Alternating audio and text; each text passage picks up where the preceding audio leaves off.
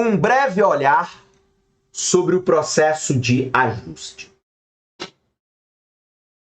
Até agora, comparamos o antigo equilíbrio com o novo equilíbrio após uma injeção de moeda. Então, é a figura número 1, que é o antigo equilíbrio, ou equilíbrio original, e o novo equilíbrio, que é a figura 2, após uma injeção de moeda por parte do Banco Central. De que maneira a economia vai do antigo para o novo equilíbrio? Uma resposta completa a essa questão exige o entendimento das flutuações de curto prazo da economia que examinaremos mais adiante.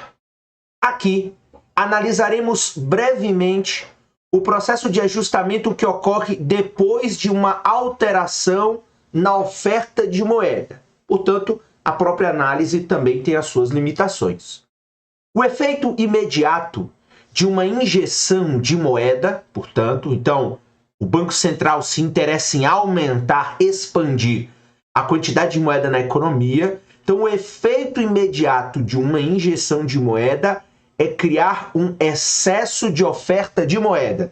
Então, eu injeto e ocorre um excesso, há uma grande quantidade de moeda na economia.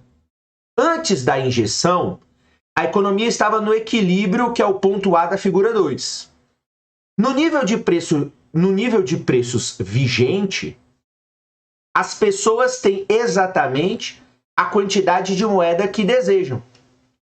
Mas, depois que os helicópteros jogaram a nova moeda e as pessoas a recolheram nas ruas, elas agora têm mais dólares do que desejam nas suas carteiras.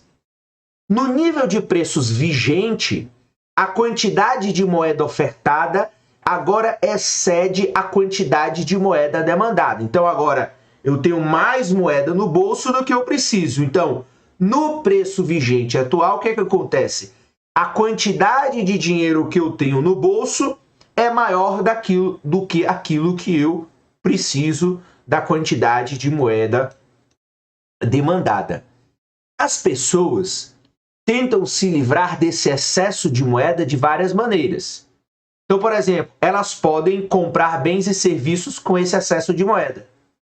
Ou podem usá-lo para conceder empréstimos às outras por meio da compra de títulos ou do depósito desse excesso de moeda em contas de poupança. Então, eu tenho mais dinheiro na carteira do que eu preciso.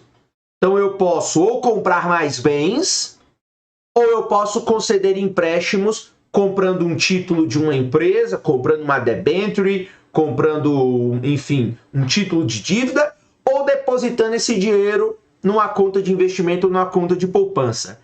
Esses empréstimos permitem que outras pessoas, portanto, comprem bens e serviços. Então, partindo da hipótese que a minha poupança vai ser emprestada para um outro agente econômico, esse outro agente econômico poderá, portanto, expandir o seu consumo de bens e serviços. Em qualquer caso, a injeção de moeda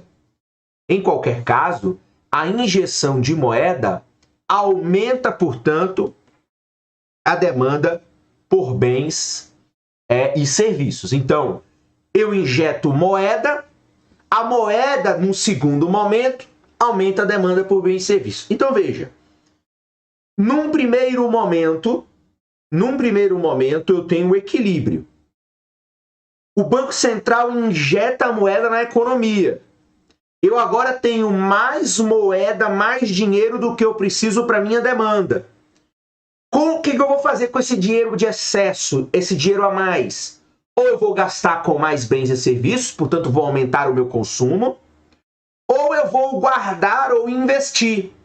E ao guardar e investir, esse dinheiro dentro do sistema financeiro vai ser liberado ou vai ser utilizado para fazer empréstimos para uma empresa, para uma pessoa física, para justamente comprar bens e serviços e, portanto, aumentar a demanda por bens e serviços.